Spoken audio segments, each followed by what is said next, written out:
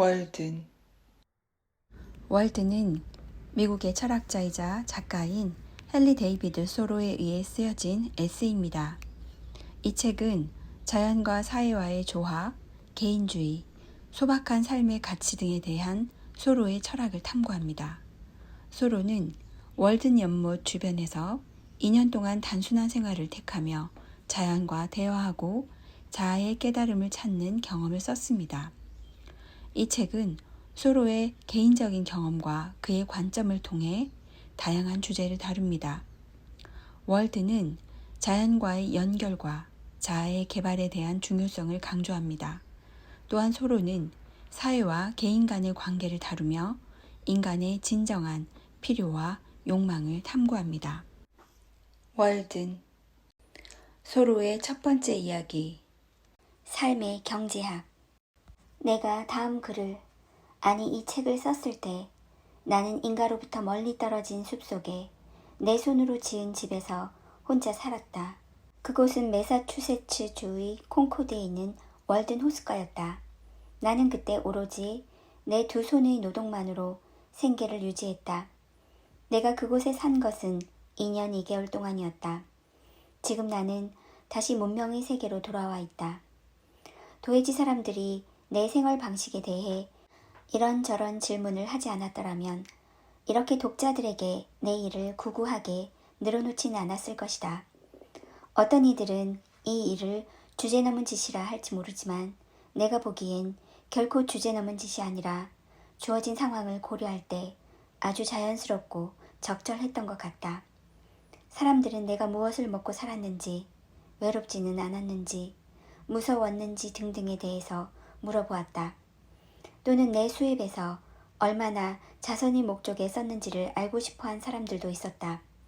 또 대가족을 거느린 어떤 이는 내가 가엾은 아이들을 얼마나 부양했는지에 대해서 묻기도 했다. 따라서 내게 별로 관심이 없는 독자들에게는 내가 이 책에서 그런 몇몇 질문에 대답한 것에 대해 미리 양해를 구해야겠다. 대부분의 책에는 1인칭 대명사 나를 쓰지 않지만 이 책에서는 계속 쓰일 것이다. 이 점은 자기 본이라는 관점에서 볼 때 중요한 차이를 낳는다. 우리는 흔히 사정이 어떻든 간에 글 속의 화자는 반드시 1인칭이라는 사실을 망각하고 있다. 나 자신만큼 나를 잘 아는 사람이 나 말고 또 있다면 나는 나에 대해 그렇게 많은 말을 하지 않았을 것이다. 유감스럽게도 나는 이 책의 주제를 나의 경험이라는 협소한 범위에 한정시켰다. 뿐만 아니라 나는 모든 작가들에게도 남의 삶에 대해 들은 얘기만 할 것이 아니라 자신의 삶에 대해 단순하면서도 진지한 이야기를 하도록 당부하는 바이다. 고향에서 멀리 떠나 집안 사람들에게 보낼 법한 그런 이야기 말이다. 그의 삶이 성실했다면 그런 이야기는 분명 먼 타향에서나 써보내기 마련일 테니까. 다음 글은 누구보다도 가난한 학생들을 위해 쓰여졌다고 할 수 있다. 다른 독자들의 경우는 자신에게 해당되는 부분만 받아들여도 좋을 것이다. 옷을 입으면서 솔기를 늘여가면서까지 입을 사람은 없을 것이다. 그 옷은 몸에 맞는 사람에게나 유용할 테니까 말이다. 내가 하려는 이야기는 중국인이나 하와이 주민들에 관한 것이 아니라 바로 지금 이 글을 읽고 있는 당신, 뉴 잉글랜드에 살고 있는 주민과 관련된 이야기다. 당신의 형편, 특히 외부 조건이나 이 마을 또는 이 세상의 처한 상황에 대한 이야기로서 그것이 실제로 지금처럼 그토록 열악할 필요가 있는지, 그러지 않을 수는 없는지, 또는 혹시라도 개선될 수는 없겠는지에 대해 말하고자 한다. 나는 콩코드 이곳저곳을 적지 않게 다녀보았는데 상점이나 관청이나 밭 어디에서나 이곳 주민들은 수많은 독특한 방식으로 고행하고 있는 듯이 보였다. 브라마나의 승려들은 4개의 불길 속에서 태양을 똑바로 쳐다보거나 아니면 불꽃 위에 거꾸로 매달려 있거나 물 이외에는 어떠한 음식도 넘길 수 없을 정도로 목이 비틀어진 채 다시는 제자리로 돌아올 수 없게 되도록 어깨 너머로 하늘을 쳐다보거나 평생을 나무 밑에서 사슬에 묶인 채 살거나 흡사 쐐기벌레처럼 자신의 몸에서 광활한 왕국이 얼마나 넓은지 재보거나 기둥 꼭대기에 외다리로 서 있기도 한다는데 이런 의식적인 온갖 고행들조차 내가 매일같이 목격하는 광경들에 비해 유난히 믿을 수 없다거나 더 놀라운 것이라고 할 수 없다. 헤라클레스의 12가지 노동도 나의 이웃들이 수행하는 일상사에 비하면 하찮을 정도다. 왜냐하면 헤라클레스는 12가지만 끝내면 됐지만 나의 이웃들이 어떤 괴물이든 죽이거나 사로잡아서 한 가지라도 노동을 완수하는 경우는 본 적이 없기 때문이다.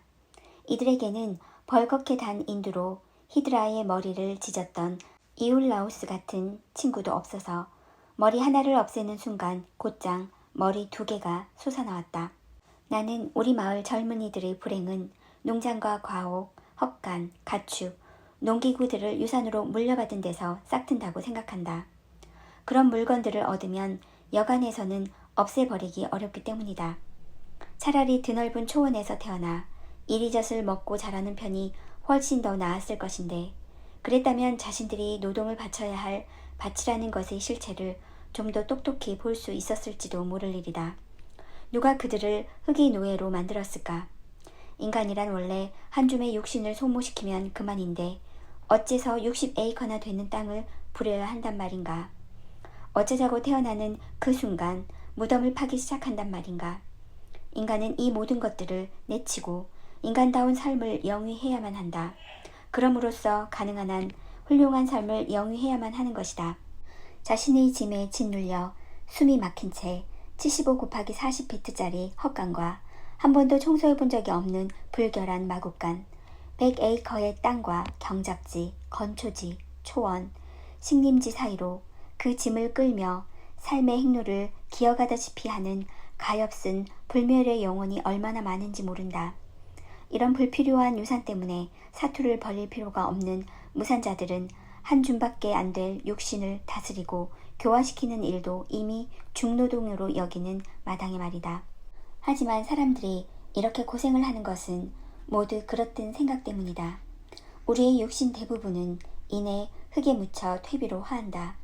흔히 필연이라고 부르는 허울 좋은 운명에 속아 어느 고서에서 말하듯 좀 먹고 녹 쓸며 도둑이 들어와 훔쳐가고 말 재물을 축적하느라 자신의 삶을 소진하고 만다. 삶을 마감할 때나 돼서야 겨우 알게 되겠지만 이것이야말로 어리석은 삶이다. 인간은 데오칼리온과 피라가 등 뒤로 돌을 던져 창조한 것이라고 하지 않는가. 롤리는 다음과 같은 격조 높은 언어로 옮겼다. 그로부터 우리 인간은 고통과 근심을 감내하는 돌의 심장을 가졌으니 이는 우리의 육신이 돌의 본성을 지녔음을 보여주는 것이다. 돌을 등 뒤로 집어던지고는 어디에 떨어졌는지 보지도 않은 어설픈 신탁의 맹목적인 추종에 대해선 이 정도로 해두자. 비교적 자유롭다는 이 나라에서도 대부분의 사람들은 단순한 무지와 오해 때문에 있지도 않은 근심과 피로 이상으로 지친 삶의 노고에 너무 골몰한 나머지 보다 감미로운 삶의 열매를 맛보지 못하고 있다. 지나친 노동에 쌀려온 그들의 손은 삶의 열매를 잡기에는 너무 무디고 떨리는 것이다. 실제로 노동하는 이들은 매일매일의 참된 고결함을 구할 여유가 없다. 남들과의 인간다운 관계조차 유지할 수가 없는데 그랬다가는 그의 노동은 시장에서 값이 떨어지고 말 것이다. 그는 기계 이외에 그 어떤 것도 될 짬이 없다. 자신의 지식을 그토록 자주 써먹어야 하는 그가 어떻게 자신이 무지하다는 사실을 상기할 수 있겠는가. 무지를 깨닫는 일이야말로 그가 성장하는데 꼭 필요한 일인데 말이다. 우리가 그런 인간을 제대로 평가하려면 먼저 이따금씩이나마 그에게 무상으로 먹을 음식과 입을 옷을 주고 강장제로 원기를 돋워 주어야 한다. 인간 본성 중에서 가장 훌륭한 속성은 열매를 얻기 위해 꽃을 잘 가꾸어 주어야 하듯 아주 세심하게 다루어 주어야만 보존될 수 있는 것이다. 그러나 우리는 이런 이들은 물론 우리 자신까지도 그렇게 애정어린 손길로 대하지 않는다. 우리 중에는 가난한 이도 있고 살기 힘겨운 이도 있고 실제로 숨쉬기조차 어려운 이도 있다. 이것은 우리 모두가 알고 있는 사실이다. 자신이 먹어치운 밥값도 내지 못하거나 다 낡은 옷과 구두를 살 돈이 없는데도 빚쟁이에게서 빌리거나 훔친 시간으로 지금 이 글을 읽고 있는 이들도 분명 있을 것이다. 여러분 중 많은 이들이 분명 초라하며 천한 삶을 영위하고 있을 것이다. 온갖 경험으로 연마된 내 눈에는 그것이 보인다. 언제나 일을 해서 빚을 탕감하려는 아슬아슬한 선상에 있는 것이다. 그것은 실로 예로부터 있어왔던 수렁으로 노세로 돈을 만들었었던 고대 로마인들은 그것을 남의 노세라고 불렀다. 지금도 여전히 바로 이 남의 노세 때문에 살다 죽어 땅에 묻히고 있다. 늘 빚을 갚겠다고 내일은 꼭 갚겠다고 약속하다가 내일이 되기도 전에 파산자가 되어 죽고 마는 것이다. 입에 발린 소리를 늘어놓으며 교도소에 들어갈 죄만 빼놓고 가진 수단을 다해 당고를 끌려 애쓴다. 거짓말과 아첨을 늘어놓고 투표권을 행사하고 알량한 예절로 무장하고 그러다 희박하고 덧없는 관용 속에 희석되기도 하면서 이웃을 설득하여 구두나 모자나 옷이나 마차를 만들고 식품을 들여오는 것이다. 또한 자신이 병들었을 때를 대비하여 돈을 벌어 그곳이 어디든 또 액수가 얼마든 낡은 괴짝이나 회벽 뒤의 양말 속 또는 좀 더 안전한 은행 속에 쑤셔 넣으려다 결국 스스로 병들고 만다. 또는 이렇게 말할 수도 있겠다. 나는 종종 우리가 흑인 노예제라는 이 야비하고도 이질적인 노예 행태에 빠질 수 있을 정도로 천박한 인간이라는 사실에 놀라움을 금할 수 없다. 실제로 남부와 북부 모두에는 그 제도에 전념하는 교활한 노예 주인들이 적지 않다. 남부의 노예 감독은 거칠다고 하는데 북부의 노예 감독은 한술 더 뜬다. 그러나 무엇보다 나쁜 것은 자신이 자신의 노예 감독이 되는 일이다. 그러면서도 인간이 신성에 대해서 떠들다니. 밤낮으로 장터를 찾아다니는 저 큰 길의 짐꾼을 보자. 그의 내면에 어떤 신성이 작용하고 있는가. 그의 가장 거룩한 의무는 자기 말들에게 사료와 물을 먹이는 일이다. 운송으로 얻는 이익과 비교할 때 그에게 있어서 자신이 처한 운명은 과연 무슨 의미가 있는가. 그는 지금 평판 좋은 시골 지주나리가 되기 위해 마차를 몰고 있을까. 그는 얼마나 존엄하며 또 어느 만큼이나 불멸의 존재일까. 하루 종일 움츠리며 굽실거리는 꼴을 뭔지 모르는 채 두려워하는 모습을 보라. 그것은 그가 불멸이나 신성의 존재가 아니라 바로 자신에 대해 스스로 내린 평가, 자신이 행위에서 얻게 된 평가의 노예이며 죄수이기 때문이다. 대중의 평가는 우리 자신이 스스로 내린 평가에 비하면 나약한 폭군에 불과하다. 자신이 스스로에 대해 하는 생각, 그것이 그의 운명을 결정하거나 방향을 지시한다. 공상과 상상으로 만들어진 이 서인도 제도에서 자기 해방을 하기 위해서는 어떤 월보포스가 필요할 것인가. 또한 자신들의 운명에 지나친 관심을 드러내지 않기 위해 죽는 날까지 화장대 방석이나 짜고 있는 이 땅의 숙녀들에 대해서도 생각해보라. 마치 영혼을 손상시키지 않고서는 얼마든지 시간을 죽일 수 있다는 듯이 말이다. 사람들 대부분은 절망 속에서 말없이 삶을 영위하고 있다. 체념이라는 것은 불치병이나 다름없는 절망을 일컫는 것이다. 기껏해야 절망의 도시를 떠나 절망의 시골로 들어갈 뿐이며 밍크나 사양뒤지 모피의 화려함으로 스스로를 위로할 수밖에 없다. 인류의 놀이와 오락 속에조차 틀에 박힌 그러면서도 무의식적인 절망감이 감춰져 있다. 사실 그것들은 결코 유일하고 할 수 없는데 왜냐하면 유일하는 것이 일의 연장선상에 있기 때문이다. 그러나 그것은 절망적인 일을 하지 않기 위한 지혜의 한 특성인 셈이다. 교리문답식 표현을 이용해서 인간의 궁극적 목적과 진실로 필요한 삶의 방식에 대해 생각해보면 인간은 일부러 평범한 삶을 선택한 듯이 보인다. 그것이 다른 어떤 것보다 더 좋기 때문이라는 듯이 말이다. 그들 대부분은 솔직하게 말해서 다른 선택의 여지가 없다고 생각한다. 그렇지만 기민한 정신과 건강한 기질의 소유자들은 선명하게 떠오른 태양의 존재를 기억하고 있다. 편견이라는 것은 언제라도 버릴 수 있는 법이다. 아무리 오래된 것이라고 해도 아무 증거도 없이 남의 사상이나 업적을 믿을 수는 없다. 모두들 오늘까지 참된 것으로서 되뇌이거나 묵과하고 있는 것들도 내일이면 한낱 실체 없는 견해에 불과한 것이 될 수도 있다. 어떤 이들은 그것을 토양을 비옥하게 하는 단비를 뿌려줄 구름이라고 굳게 믿는 것이다. 선인들이 불가능한 일이라고 한 것도 지금 시도해보면 가능한 일이라는 사실임을 알게 된다. 그것은 옛사람에게나 적용되는 과거의 행동일 뿐이며 새로운 시대에는 새로운 행동이 필요한 것이다. 옛사람들은 불을 일으킬 새로운 연료를 어떻게 만드는지조차 알지 못했지만 지금은 손 밑에 마른 장작 한 줌을 떼서 새만큼이나 빠르게, 속된 말로 노인들을 치어 죽일 정도로 빠르게 이동할 수 있다. 나이가 많다고 해서 무작정 젊은이들을 가르칠 수 있다고 볼 수는 없다. 왜냐하면 나이를 먹음으로써 얻는 것보다는 잃는 것이 더 많기 때문이다. 아무리 현명한 사람이라 해도 인생살이에서 절대적 가치를 배우게 될지 의심스럽다.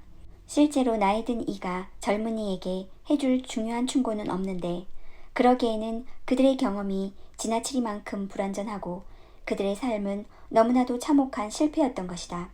그러면서도 그들은 그것을 개인적인 사유 탓으로 돌린다. 그들은 그런 경험과 모순되게도 어느 정도의 신념을 품고 있다. 문제는 전처럼 젊지 않다는 것이다. 이 세상에 살아온 지 30년가량 되었지만 나는 여전히 손이 사람으로부터 유용하거나 성심에서 나온 충고 한마디를 듣지 못했다. 그들은 내게 아무 말도 해주지 않았는데 어쩌면 적절한 충고를 해줄 능력이 없어서 그런 것인지도 모른다. 지금 여기에 내가 아직 거의 시도해보지 못한 실험이라고 할 인생이 있다. 손이 사람들이 인생을 경험했다는 사실이 내게는 별로 도움이 되지 않는다. 서로 내가 앞으로 유익한 경험을 겪게 된다 해도 인생의 선배들이 그 일에 대해 아무 말도 해주지 않았다는 사실만 상기할 게 분명하다. 어느 농부는 이렇게 말한다. 인간은 채소만 먹고 살 수는 없소. 채소에서는 뼈를 만들 양분을 얻을 수 없기 때문이요. 그리고는 거의 종교적인 열성으로 자신의 몸에 뼈의 원료를 공급하는데 하루의 일부를 바치는 것이다. 그 농부는 말을 하는 동안에도 내내 소의 뒤를 따라다니고 있는데 그 소는 야채로 만들어진 뼈를 가지고 온갖 장애물 사이로 농부와 육중한 쟁기를 끌고 다니는 것이다. 이를테면 노약자에게는 인생살이에서 진정으로 필요한 물건이 다른 이들에게는 한낱 사치품이거나 전혀 알지 못하는 것일 수도 있다. 어떤 이들에게는 선조들이 인생의 성쇠를 이미 타파하여 그 모든 내용이 충분히 알려진 것처럼 보일 것이다. 이블린에 의하면 지혜로운 왕 솔로몬은 나무의 간격도 법령으로 정해놓았으며 로마 집정관들은 이웃의 땅에 들어가 떨어진 도토리를 주워와도 되는 횟수와 나무 주인의 몫을 정해놓았다고 한다. 히포크라테스는 손톱을 깎는 방법까지 지침으로 남겨놓았는데 손톱의 길이는 손끝에 맞춰 고르게 잘라야 하며 그보다 더 짧거나 길어서도 안 된다고 했다. 확실히 인생의 다양성과 기쁨을 모두 소진시킬 정도의 권태와 실증은 아담만큼이나 오래된 것 같다. 그러나 인간의 능력은 결코 측정된 적이 없고 별다른 일을 한 적도 없는 선조들에 비교해서 어떤 일이 할 수 있고 없음을 판단해서도 안 될 것이다. 나의 아들아, 지금껏 내가 그 어떤 실패를 겪었든 간에 그 일로 괴로워하지 말라. 아직 다 하지 못한 일이 있다 한들 누가 내 탓이라고 하겠느냐. 우리의 삶을 간단히 실험해 볼 수 있는 방법은 수없이 많다. 예를 들어서 지금 내 밭에 콩을 익게 해주는 바로 그 태양이 태양계의 다른 수많은 행성들도 밝혀준다는 점을 생각해보라. 이 점만 명심했다면 어느 정도의 실수는 저지르지 않을 수도 있었을 것이다. 이 빛은 내가 예전에 콩밭을 멜 때의 그 빛이 아니다. 그런데 별들은 그 얼마나 경이로운 삼각형의 정점인가. 우주의 수많은 별들에 사는 저 멀고 다른 존재들 역시 같은 순간 같은 일을 생각하고 있는 것이다. 우리의 체질이 제각기이듯 자연과 인생 역시 다양하기 그지없다. 남의 인생이 어떻게 될지 그 누가 알 수 있겠는가. 우리가 잠시 서로의 눈을 들여다보는 것보다 더 기적적인 일이 있을 수 있을까. 우리는 한 시간 동안에 이 세상이 겪었던 그 모든 세월을 경험하는 것이다. 그렇다. 모든 시대의 그 모든 세상을 말이다. 역사와 시와 신화, 그 모든 것을 통틀어도 이것보다 더 놀랍고 유익한 경험이 적힌 책을 읽은 적이 없다. 나는 이웃들이 선하다고 하는 일들의 대부분이 악하다고 진심으로 믿고 있다. 내가 후회하는 일이 있다면 그것은 필시 나의 선행일 것이다. 내가 그런 선행을 하다니 대체 어떤 악마에 씌였던 것일까? 노인이시여, 70년의 세월을 살아오고 또 어느 정도 명예도 얻은 당신은 지금 할 수 있는 가장 현명한 말을 하고 있을지 몰라도 내 귀에는 그 말을 듣지 말라는 불가항력의 음성이 들린다오. 한 세대는 흡사 난파선이라도 되듯 다른 세대의 일을 버리는 법이라오. 우리는 지금보다 훨씬 더 많은 믿음을 가져도 좋을 것 같다. 자기 자신에 대한 지나친 걱정에서 벗어나 다른 데에 관심을 쏟아도 좋으리라. 자연은 우리의 강점은 물론 약점에도 어울리게 마련이다. 거의 불치병이라고 할 정도로 끊임없이 걱정과 긴장에 쌓여있는 이들이 있다. 인간은 흔히 자신이 하는 일의 중요성을 과장하지만 우리가 하지 못하는 일이 얼마나 많은가. 또 그러다 병에 걸리기라도 하면 어떻게 될 것인가. 용이 주도한 우리는 피할 수만 있다면 되도록 믿음을 가지고 살지 않으려고 결심한다. 온종일 경계하며 지내다가 밤이 되면 마지못해 기도를 드리곤 자신을 불확실성에 맡기는 것이다. 이처럼 철저하고도 진지하게 삶을 숭배하고 변화의 가능성을 부인하면서 살아가는 것이다. 그리고는 그것이 유일한 삶의 방식이라고 말한다. 하지만 하나의 중점에서 그릴 수 있는 반지름의 수만큼이나 많은 방법이 있다. 생각에 따라서 모든 변화는 기적이라고 할 수 있지만 그것은 매 순간 일어나는 기적이다. 공자는 이렇게 말했다. 아는 것을 안다고 하고 모르는 것은 모른다고 할 줄 아는 것이야말로 참된 지식이다. 나는 한 사람이 상상의 사실을 지각 가능한 사실로 바꾸었을 때 마침내 모든 사람이 그것을 기초로 자신의 삶을 세울 수 있게 되리라고 생각한다. 내가 지금껏 언급한 근심과 걱정의 태반이 무엇에 관한 것인지, 그것이 과연 걱정할 만한 일인지, 아니 조금이라도 신경을 쓸 만한 일인지에 대해 잠시 생각해 보기로 하자. 삶에서 대체로 필요한 것이 무엇이며 그런 것들을 얻기 위해서 어떤 방법들이 동원되었는지 알아보기 위해서라면 문명 속에서라도 원시적이고 개척자 같은 삶을 영위해 보는 것도 어느 정도 도움이 될 것이다. 또는 상인들의 옛 장부를 들여다보거나 사람들이 상점에서 흔히 사는 물건이 무엇이며 주로 어떤 식료품을 비축해 두는지 알아보는 것도 좋다. 아무리 시대가 발전했다고 해도 생존의 기본 법칙에는 거의 변화가 없기 때문이다. 그것은 우리의 골격이 선조들의 골격과 크게 다를 바 없는 것과 마찬가지다. 여기서 삶의 필수품이라는 것은 인간이 자신의 노력으로 획득하는 모든 것들 가운데서 처음부터 또는 오랫동안 사용함으로써 인간의 삶에 너무나도 중요하게 되어서 이제는 야만인이든 가난한 사람이든 철학적인 이유에서든 그것 없이는 살아갈 수 없는 것들을 의미한다. 이런 의미에서 거의 모든 생물체에게 있어서 살아가는 데 필요한 유일한 요소는 식량이다. 굳이 산림지나 산 밑에서 주거지를 찾으려 들지 않는 초원의 들소에게는 입맛에 맞는 얼마간의 풀과 마실 물이 필수품일 것이다. 실제로 야생의 생명체들은 식량과 잠자리 이상의 것을 필요로 하지 않는다. 우리와 같은 기후대에서 살고 있는 인간이라면 삶의 필수품을 식량과 주거와 의복과 연료 같은 몇 가지 사항으로 분류할 수 있다. 이런 것들을 확보하기 전에는 성공할 수 있으리라는 전망을 품고서 진정한 삶의 문제들을 자유롭게 다룰 수 없다. 인간은 주택뿐 아니라 의복과 음식까지 만들어냈다. 따뜻한 불을 우연히 발견하고 그것을 지속적으로 사용하게 되자 처음에는 한낱 사치였던 불가에 앉는다는 것이 이제는 필수적인 일로 간주되었다. 고양이와 개들에게서도 이와 똑같은 제2의 천성을 획득하는 과정을 관찰할 수 있다. 적절한 주거와 의복 덕분으로 인간은 체온을 유지하게 되었다.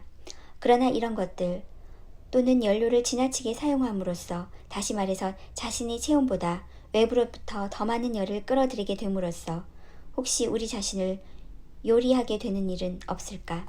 박물학자 다윈은 티에라 델 푸에고의 원주민에 대해 이야기하면서 의복을 제대로 갖춰 입고 불가에 앉아있는 그들 일행이 여전히 추위를 느끼고 있는데도 벌거벗은 야만인들은 불가에서 멀리 떨어져 있었음에도 지나친 더위 때문에 땀을 뻘뻘 흘리고 있다는 사실을 발견하고 무척 놀랐다고 한다.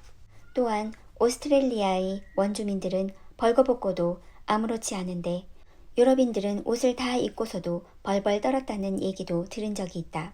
이들 야만인의 강건함과 문명인의 지성을 한데 결합시킬 수는 없을 것인가. 리비의 말에 의하면 인체는 난로와 같아서 연료인 음식이 폐 속에서 내적 연료를 유지시켜준다고 한다. 인간은 날이 추우면 음식을 더 많이 먹고 날이 더우면 덜 먹는다. 동물의 체열은 느린 연소의 결과이며 그 과정이 지나치게 빠를 경우에는 병에 걸리거나 죽고 만다. 또 연료가 모자라거나 환기에 결함이 생길 경우에도 불은 꺼지는 것이다. 물론 생명의 열을 불과 혼동해서는 안 되지만 이 정도의 유추는 가능할 것이다. 따라서 위의 열과 내용으로 볼 때 동물의 생명이란 표현은 동물의 열과 거의 동의어인 것처럼 보인다. 음식이 체내의 불을 유지시켜주는 연료로 간주될 수 있는데 반해 실제 연료는 음식을 만들고 외부로부터 몸의 온기를 증가시켜주는 역할만 하고 주거와 의복 역시 그렇게 해서 방출되어 흡수된 열을 유지시켜주는 역할을 할 뿐이니까. 결국 인간의 몸에 가장 필요한 것은 온기를 유지하는 일, 체내의 생명의 열을 유지시켜주는 일이다. 따라서 우리는 식량과 의복과 주거뿐만 아니라 밤의 의복인 잠자리를 확보하는 데도 노고를 아끼지 않는다. 우리는 이 주거지 안의 주거지를 마련하기 위해 마치 두더지가 굴 속에다 풀잎과 나뭇잎으로 잠자리를 만들듯 새의 둥지와 가슴털을 훔치는 것이다. 가난한 사람은 늘 세상이 차갑다고 불평한다. 그것은 육체가 느끼는 냉기라기보다는 사회적 냉대를 뜻하는 것으로 그것이 사실 우리가 겪고 있는 고통의 대부분을 차지한다. 어떤 기후대에서는 여름철이면 천국과도 같은 삶을 누릴 수 있다. 음식을 만들 때 이외에는 연료가 필요 없다. 태양이 곧 불이며 거의 모든 과일은 햇빛만으로도 충분히 익는다. 식량도 훨씬 다양하고 구하기도 그만큼 쉬우며 의복과 주거는 전적으로 또는 반쯤 불필요하다. 나 자신의 경험으로 보건대 오늘날 이 나라에서 그 다음 필수품으로 꼽을 수 있는 것은 몇 가지 도구들, 칼과 도끼, 삽, 손수레 따위이며 면하게 힘쓰는 이들이라면 등잔과 필기구, 책 몇 권을 들 수 있을 것이지만 그것들도 모두 약간의 비용으로 손에 넣을 수 있다.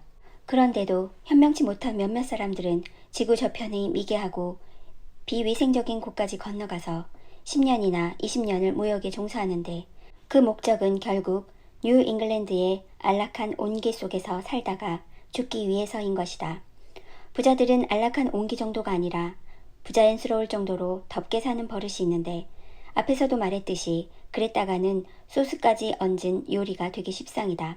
사치품 대부분 그리고 이른바 생활 편의품이라고 하는 것들 중 상당수는 없어서 안 될 물건이 아닐 뿐 아니라 인류의 발전에 확실한 장애물이기도 하다. 사치와 편의에 대해 말하자면 현인들은 가난한 이들보다 훨씬 더 소박하고 빈약한 생활을 누려왔다. 중국, 인도, 페르시아, 그리스 등지의 고대 철학자들은 외적인 불안의 면에서는 누구보다도 가난하면서 내적인 부에서는 누구도 따를 수 없을 만큼 부자였던 계층이었다. 우리는 그들에 대해 별로 알고 있는 것이 없다. 하지만 지금 알고 있는 정도만으로도 대단한 일이다. 그들과 같은 부류로 좀 더 현대적이었던 개혁자와 자성가들 역시 마찬가지였다. 이른바 자유의사에 의한 가난이라고 할 수 있는 그 유리한 지점에 오르지 않고서는 어느 누구도 인생에 대해서 공정하거나 현명한 관찰자가 될 수 없다. 농업이든 상업이든 문학이든 예술이든 간에 사치스러운 삶의 열매는 사치일 뿐이다.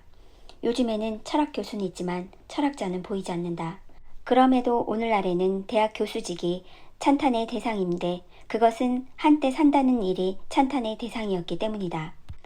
철학자가 된다는 것은 심오한 사상을 갖는다거나 학파를 세우는 일뿐만 아니라 지혜를 너무도 사랑하여 지혜가 지시하는 바에 따라 소박하고 독립적이며 관대하고 믿음성 있게 산다는 것이다. 철학자가 된다는 것은 이론적으로만이 아니라 실천적으로 인생의 재반 문제를 해결한다는 것이다. 위대한 학자나 사상가들의 성공은 대체로 왕이나 남자다운 성공이 아니라 아부하는 신하로서의 성공에 불과하다. 실제로 그들의 조상이 그랬듯이 영합함으로써 겨우 삶을 영위해 나가는 그들은 어떤 의미에서도 고귀한 인간의 본보기라고는 할 수 없다. 하지만 어째서 인간은 이토록 끊임없이 타락하고 있는 걸까? 무엇이 가문을 영락해 만드는 걸까? 국가를 쇠약해 하고 파멸로 몰아가는 사치의 본질은 무엇일까? 우리의 삶에 사치가 없다고 자신할 수 있는가? 철학자는 외적 삶의 양태에서조차 시대를 앞서는 사람이다. 그는 동시대인들처럼 배불리 먹거나 편안히 자거나 좋은 옷을 입거나 따뜻하게 지내지 못한다. 어떻게 철학자이면서 다른 사람들보다 더 나은 방법으로 자기 자신의 생명의 열을 유지하지 못할 수 있단 말인가? 앞에서 서술한 여러 가지 방식으로 몸을 따뜻하게 하고 난 뒤에는 무엇을 원하게 될까? 그와 같은 종류의 온기를 더 원하려 하지는 않을 것이다. 다시 말해서 더 기름진 음식을 먹고 더 크고 화려한 집을 얻으며 더 훌륭하고 더 많은 옷가지를 장만하고 끊임없이 좀 더 뜨겁게 불을 피우려는 생각은 하지 않을 것이다. 삶에 필요한 이런 물건들을 손에 넣은 뒤에는 좀 더 많은 물건을 얻으려 하기보다는 다른 것을 원하기 마련인데 이제 힘겨운 노고로부터 휴가를 얻어 인생의 모험을 떠나는 일일 것이다. 알맞은 토양에 묻힌 씨앗은 그 여린 뿌리를 아래로 뻗기 시작하여 이제 자신있게 위를 향해 줄기를 뻗을 것이다. 인간이 대지에 이토록 단단히 뿌리를 내린 이유는 바로 그 정도로 하늘을 향해 솟아오르기 위함일 것이다. 보다 고귀한 식물들은 지면에서 멀리 떨어져 공기와 햇빛 속에서 마침내 맺은 그 열매로 인하여 소중하게 취급을 받게 마련이어서 다른 흔하디 흔한 야채와는 다른 대우를 받는다. 야채들은 2년생일 경우라 해도 뿌리가 다 자랄 때까지만 재배되다가 뿌리가 자라는 것과 동시에 줄기가 잘려나가고 말기 때문에 꽃이 언제 피는지조차 알 수가 없는 것이다. 나는 강하고 용감한 기질을 가진 이들에게 어떤 규칙을 제시하려는 것이 아니다. 우리가 늘 꿈꾼 대로 정말 그런 이들이 있다면 그들은 천국이든 지옥이든 자신의 일을 알아서 처리하고 부자들보다 더 웅장한 집을 짓고 더 넉넉하게 돈을 쓰면서도 가난해지는 법이 없는 사람들이다. 그런데 그들이 세상에 살고 있기나 할까 모를 일이다.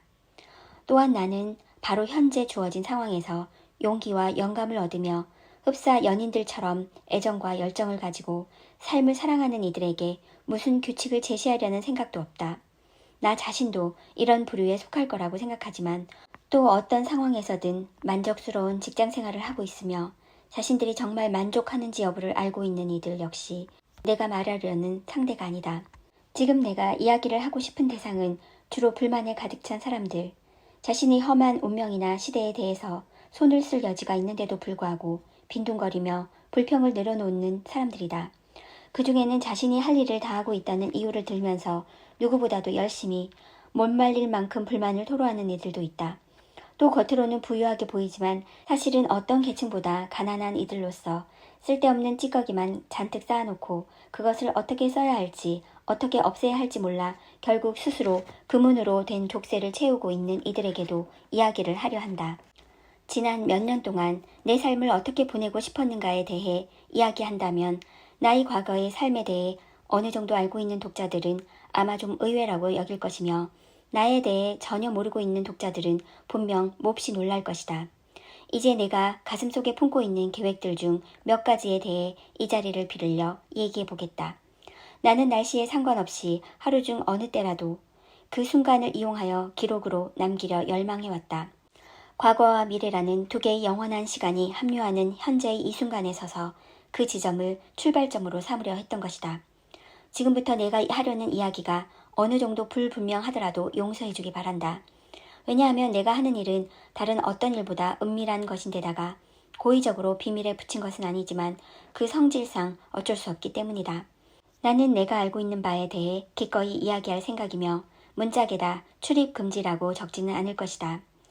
오래전 사냥개와 구렁말과 비둘기를 잃은 나는 아직도 그들을 뒤쫓고 있다. 나는 수많은 여행자들에게 그것들이 곧잘 다니던 길과 그것들을 어떻게 불러야 하는지를 설명하면서 그 동물들에 대해 이야기해 보았다.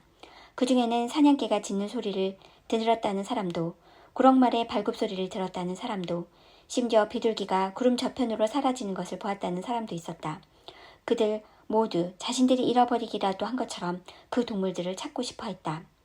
동틀녘과 새벽만이 아니라 가능하다면 자연 그 자체를 예견한다는 것. 나는 이웃들이 아직 일을 시작하기도 전에 얼마나 많은 여름과 겨울의 아침에 벌써 일어나 일을 하고 있었던가.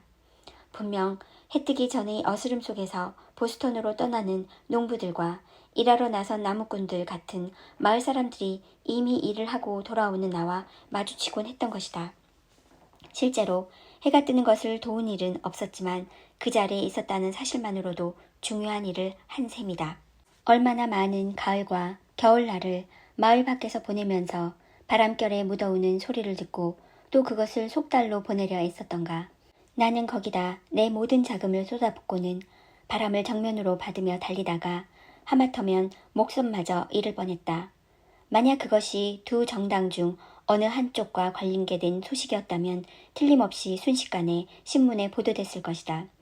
또 어떤 때는 절벽이나 나무 꼭대기 전망대에서 뭐든 새로 오는 소식을 정보로 타전하기 위해 지켜보기도 했고, 저녁이면 언덕 꼭대기에서 뭐든 잡을 생각으로 하늘이 허물어지기를 기다리고 있었다. 하지만 특별히 잡은 것은 없었으며 설록 있다 해도 마치 만나처럼 햇살을 받기가 무섭게 녹아버리곤 했다. 나는 한때 어느 조그만 잡지사에서 오랫동안 기자로 일한 적이 있었는데 그곳 편집장은 내 글 대부분은 기사화하기에 부적합하다고 보았다. 그건 작가들에게 흔히 있는 일로서 나는 헛수고만 한 셈이었다. 그렇지만 이 경우에는 내가 겪은 수고 자체가 보상이었다. 여러 해 동안 나는 스스로를 눈보라와 폭풍 감시자로 임명하고는 의무를 충실히 이행했다. 또한 큰 길은 아니더라도 숲속 오솔길과 모든 지름길의 검사관이 되어 길이 막히지 않도록 지켰고, 사람들이 발길이 나 있어 효용이 증명된 곳에는 골짜기마다 다리를 놓아 어느 철이고 지나갈 수 있도록 했다. 나는 툭하면 울타리를 뛰어넘어 착실한 목동들을 괴롭히는 마을의 사나운 가축들도 돌보았고, 농장의 외진 구석구석도 감시했지만 조나스나 솔로몬이 어느 날 밭일을 제대로 했는지까지는 알지 못했는데 그건 나와는 상관없는 일이었다. 나는 빨간 월귤나무와 모래 벚나무, 쐐기풀나무, 옹기 붉은 소나무, 검은 물풀의나무, 백포도, 노랑 제비꽃에 물을 주었는데 그러지 않았다면 건기에 말라 죽었을 것이다. 간단히 말해서 나는 이처럼 오랫동안 충실하게 내 일에 전념했는데 시간이 흐르면서 마을 사람들이 나를 마을 관리자 명단에 끼워준다거나 적당한 수당이 따르는 한직 하나 주지 않으리라는 사실이 점점 명확해졌다. 봐주는 사람 없어도 충실하게 기록해온 내 장부는 인수나 결제는커녕 감사조차 한 번 받아본 적이 없었다. 그렇지만 나는 그 일에 신경 써본 적이 없었다. 얼마 전 떠돌이 인디언 하나가 우리 동네에 사는 유명한 변호사의 집으로 바구니를 팔러 왔다. 바구니를 사시겠어요? 하고 인디언이 물었다. 그런데 그가 들은 대답은 아니, 우리 바구니가 필요 없어 라는 것이었다. 뭐라고? 당신은 우리를 굶겨 죽일 작정이요? 이것이 인디언이 문을 나서면서 외친 소리였다. 부지런한 백인 이웃들이 잘 사는 것을 본 그는 특히 그 변호사는 변론을 엮어내기만 하지 마치 무슨 마술처럼 보와 지휘가 뒤따랐던 것이다. 이렇게 생각했다. 나도 일을 해야겠어. 바구니를 짤 거야. 내가 할 수 있는 일은 그것이니까 말이야. 바구니를 다 만들면 그것으로 자기 할 일은 끝나는 것이고 그 다음에는 백인이 바구니를 사기만 하면 된다고 생각한 것이다. 그 인디언은 남들이 살 만한 가치가 있는 바구니를 만들어야 한다는 것, 또는 적어도 그렇게 생각하도록 만들어야 한다는 것, 그렇지 않으면 차라리 남들이 살 만한 가치 있는 다른 물건을 만들어야 한다는 것을 알지 못했다. 그런 식으로 나 역시 섬세한 재료로 일종의 바구니를 엮었지만 결국 남이 살 만한 물건으로 만들지는 못했던 것이다. 그렇지만 나의 경우에는 그것들을 엮을 만한 가치가 있었다고 생각한다. 나는 남들이 내 바구니를 살 만한 것으로 만들 궁리를 하는 대신에 어떻게 하면 남들에게 팔지 않아도 될까를 궁리했던 셈이다. 사람들이 찬미하고 성공했다고 여기는 삶은 한 가지뿐이다. 어째서 우리는 다른 삶들을 희생시켜 가면서까지 어느 한 가지 삶만을 과장하는 것일까?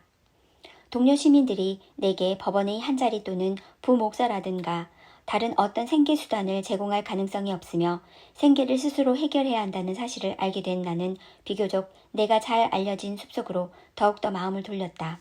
나는 충분한 자금이 들어오기를 기다리지 않고 이미 갖고 있는 빈약한 준비금만 가지고 곧장 사업에 착수하기로 마음먹었다.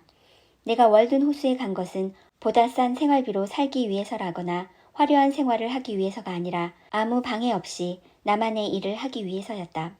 어느 정도의 상식과 모험심, 사업적 재능의 결여로 그 일을 하지 못한다는 것은 어리석기보다는 차라리 슬픈 일인 것 같았다. 나는 일에 임해서 언제나 엄격한 습관을 지니려고 애써왔는데 그건 누구에게나 반드시 필요한 일이다. 만약 중국 왕조와 무역을 하려 한다면 세일럼 항구 연안에 조그만 회계실을 마련하는 정도의 준비만 있으면 족하다.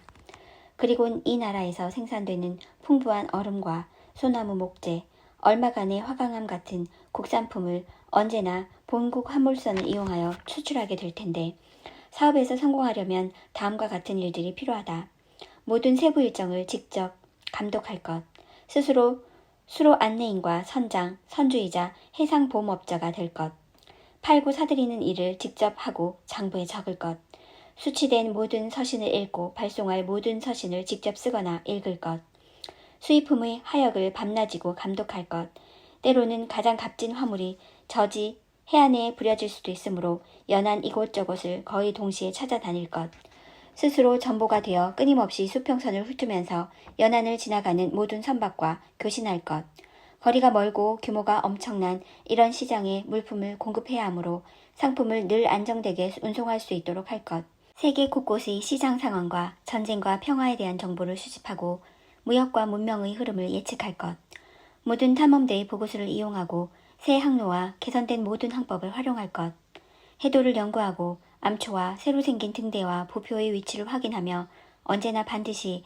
대수표를 수정할 것, 전 인류의 학문과 보조를 맞추기 위해 한노와 페니키아인들에게 오늘날에 이르는 모든 위대한 발견자와 항해가, 모험가와 상인들의 삶을 연구할 것, 또한 자신의 현황을 정확히 알기 위해 수시로 재고 정보를 기록할 것 등이다. 이것은 한 인간이 재반 능력을 시험하는 것이며 보편적인 지식으로서 이익과 손해, 이자, 용기 중량 계산법 및 그것을 이용한 모든 계측에 대해 알아야 하는 일이기도 하다.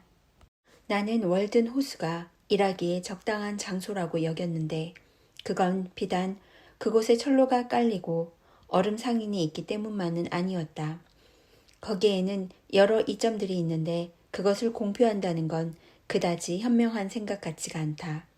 그곳은 좋은 안식처이며 기초도 탄탄하다.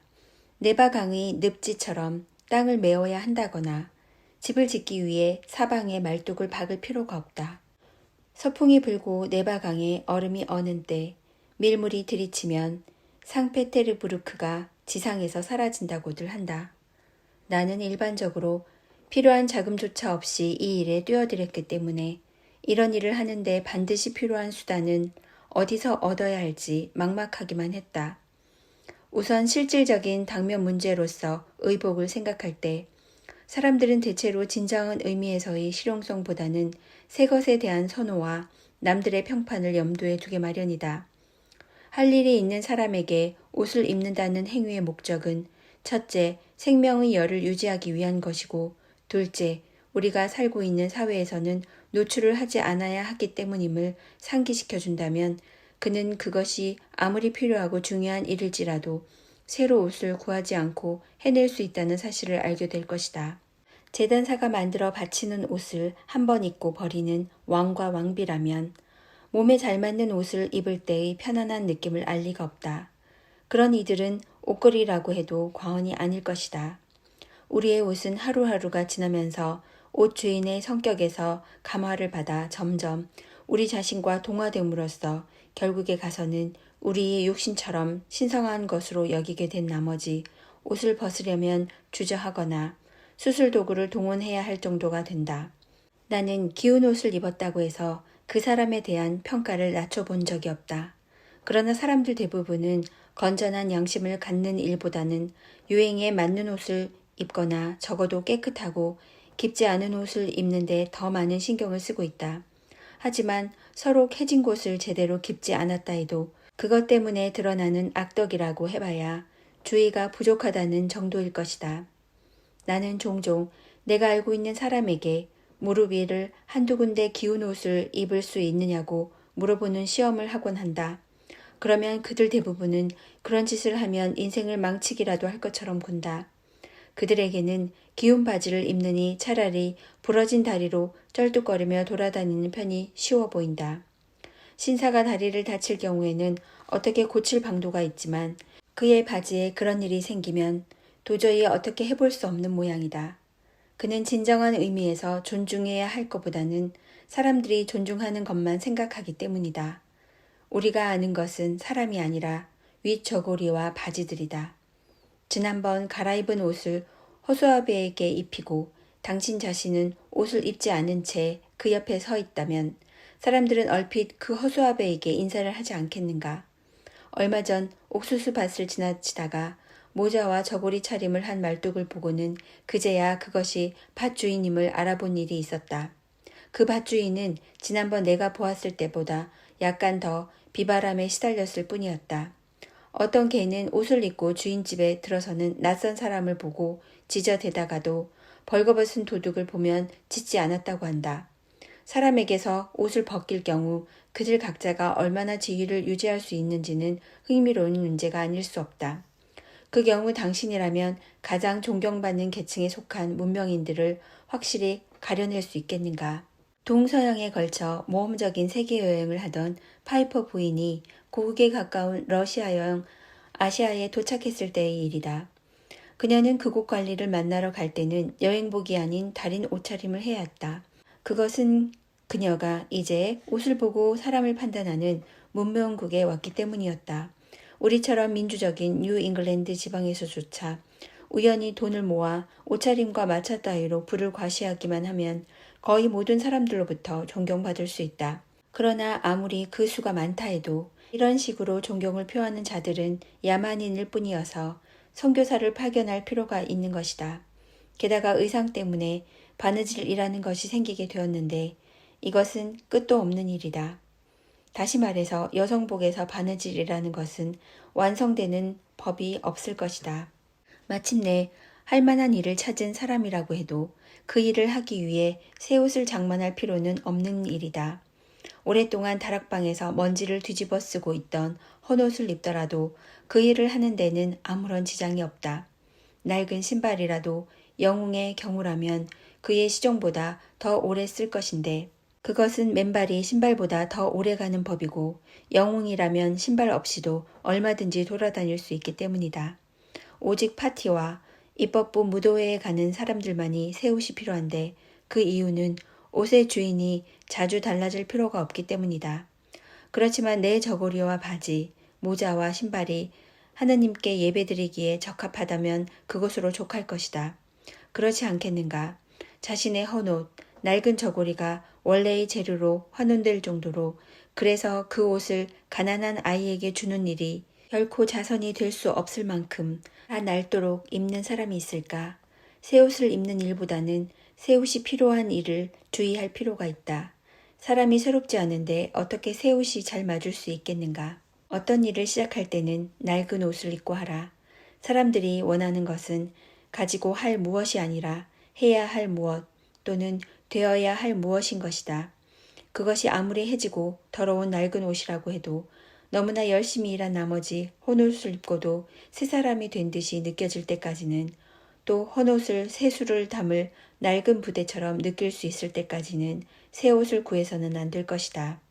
우리가 털갈이 할 시기는 새들이 그러하듯 우리 인생에서 중요한 단계에 이르렀을 때여야만 한다. 아비는 털갈이 철이 되면 외딴 호수를 찾아간다. 뱀 역시 이런 식으로 허물을 벗고 쇠기벌레 역시 내적 활동과 확장으로써 애벌레의 껍질을 벗는 것이다. 의복이란 인간의 외피이며 속세의 번뇌의 다름 아니기 때문이다.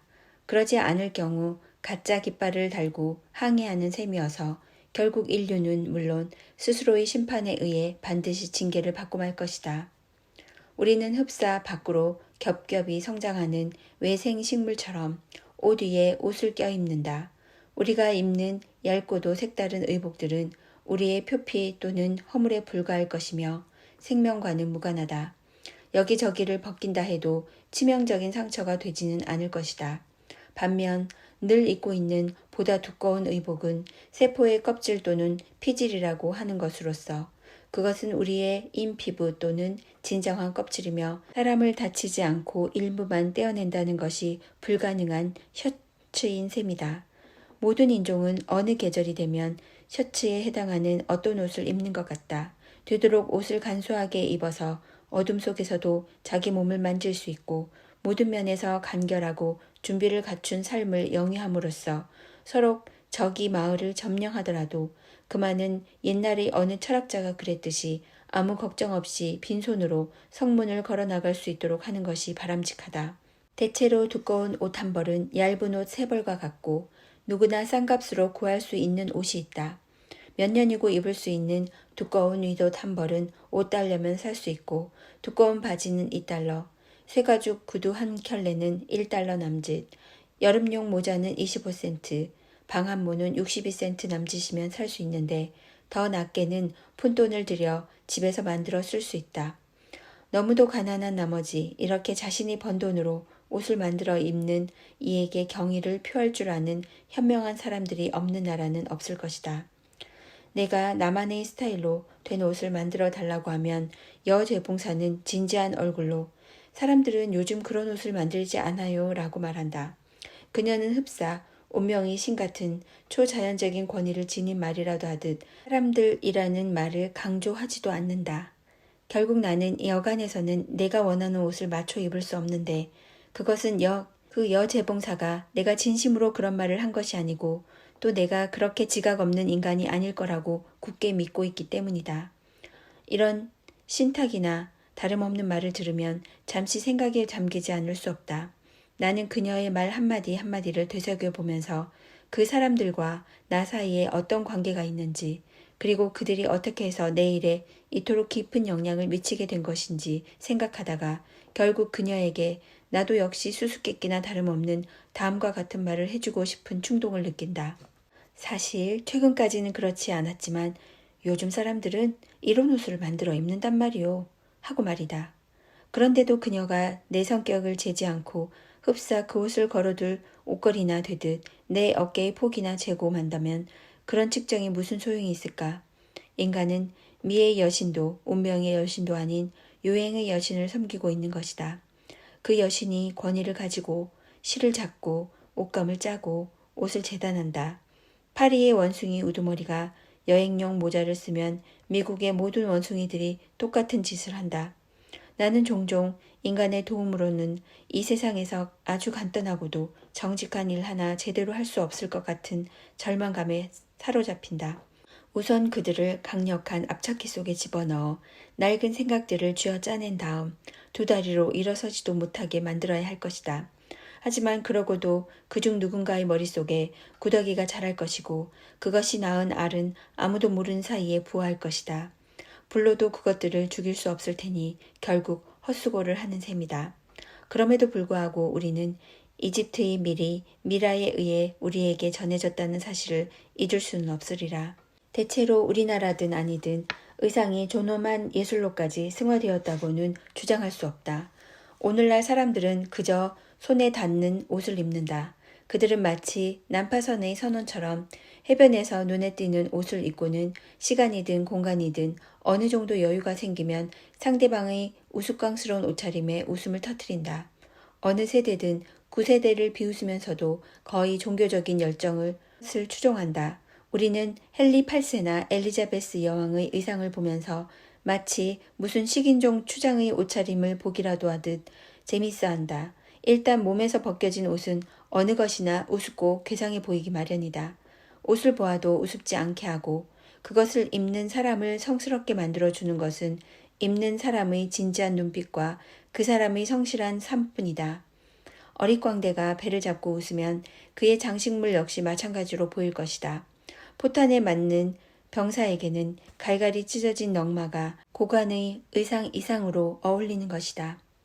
새로운 양식에 대한 남녀의 유치하고도 야만적인 취향은 만화경을 들여다보며 오늘날의 세대가 요구하는 어떤 특정한 형태를 찾는 것과 같다. 제조업자들은 그런 취향이 한낱 변덕에 불과하다는 사실을 익히 알고 있다. 어떤 색채에서 한두 월의 차이밖에 나지 않는 두 양식 가운데 한 가지는 순식간에 팔리고 나머지 하나는 선반에서 잠자게 마련이지만 한철이 지나고 나면 선반에서 잠자고 있던 양식이 유행의 첨단을 달리는 경우가 흔히 일어난다. 이와 비교하면 흔히 말하는 것처럼 문신이란 것도 그다지 끔찍한 습관은 아니다. 피부 속까지 파고들어 영원토록 남는다는 이유만으로 문신을 야만스럽다고 할 것도 아니다. 오늘날의 공장 제도가 인간이 의복을 구할 수 있는 최상책일 것 같지는 않다. 직공이 처한 상황은 날이 갈수록 영국 직공과 비슷해지고 있다. 내가 듣거나 관찰한 바에 의하면 공장의 주된 목적이 사람들이 옷을 잘 입게 하려는 것이 아니라 회사가 번창하는 데 있는 까닭에 그건 그리 놀랄만한 일도 아니다. 먼 미래를 내다볼 때 인간은 결국 자신이 노리는 바를 구하게 되어 있다.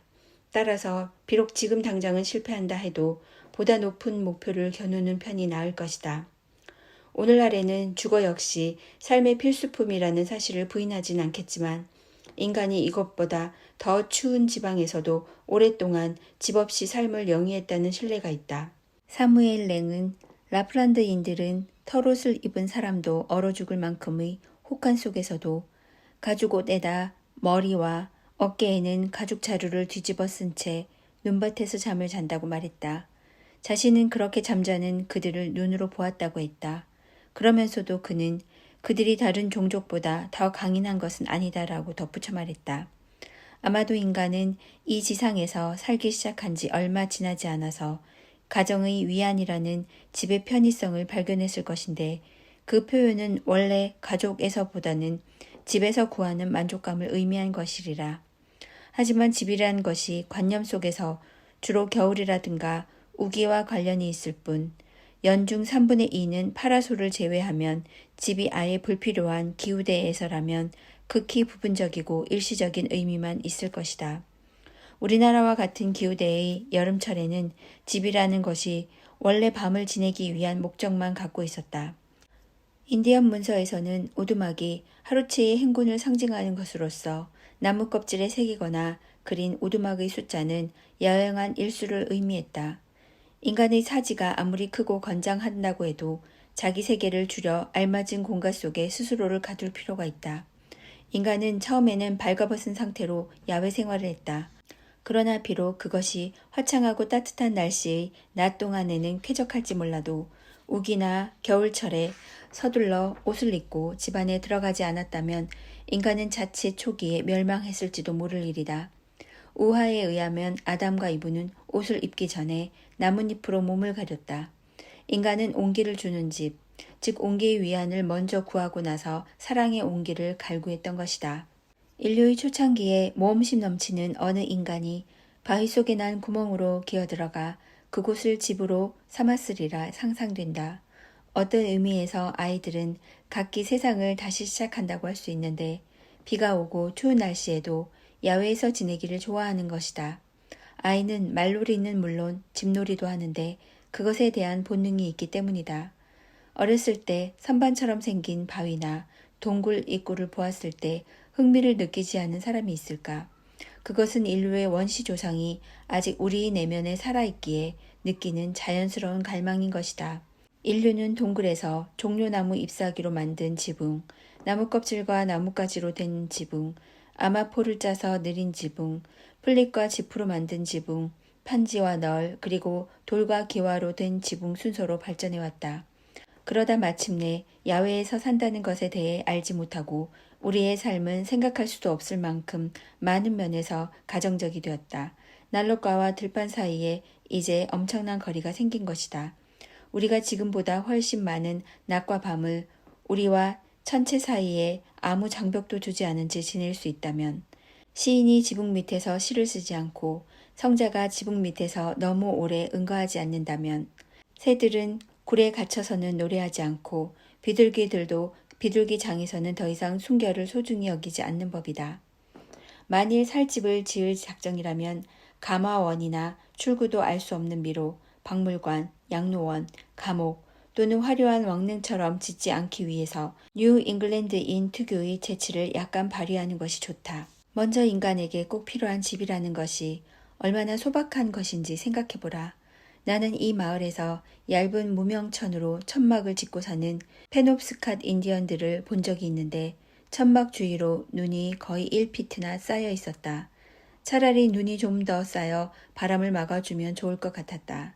예전에 어떻게 하면 정직하게 생계를 유지하면서 마음 놓고 내 일을 할 수 있을까 하는 문제로 지금보다 훨씬 더 골머리를 썩은 적이 있었는데 그때 철로가에 있던 길이 6피트에 폭 3피트짜리 상자를 본 적이 있었다. 그것은 인부들이 밤에 연장을 넣어두는 곳이었다.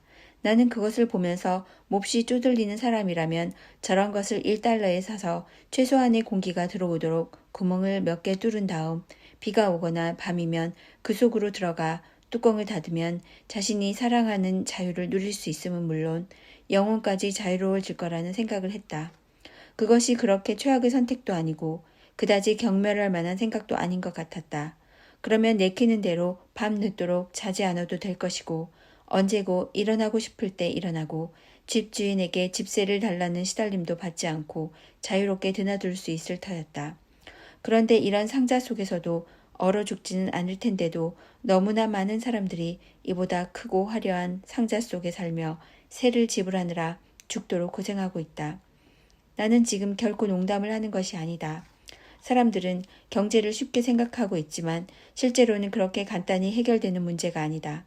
한때는 이곳에도 대부분을 야외에서 살았던 미개하고도 강인한 종족이 자연에서 쉽게 마련할 수 있는 재료만으로 안락한 집을 만든 적이 있었다.